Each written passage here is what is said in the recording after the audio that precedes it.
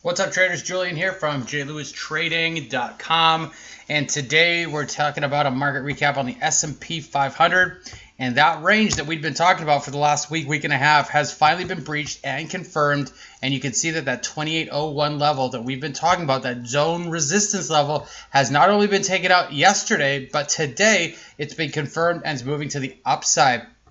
You can see on the S&P 500 5-minute chart for the 18th today that we have this beautiful flag that is continuously working its way to the upside. You can see that there's a nice setup right through here. Price action broke. There's a very obvious reversal right through this level. It's broken out and it's about to take out the high of that flag. And you can see the high of that flag is 2816. That high broken out to the upside. I suspect that we will find some resistance, as I've been saying, into that 2838 level. There are a whole host of stocks that we've been trading on the back end of this that we'll be talking about in Ask a Trader, both on Tuesday and Thursday.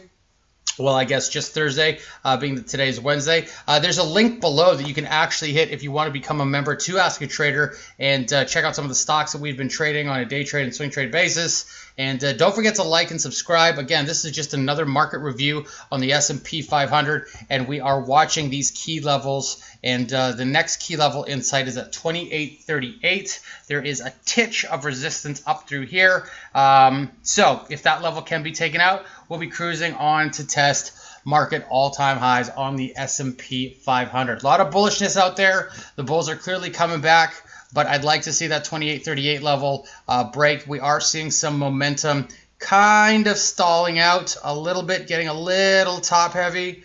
So we want to keep this thing moving. If you have any questions about this video or any other videos, feel free to email me directly at info@jlewistrading.com. My email address is actually below.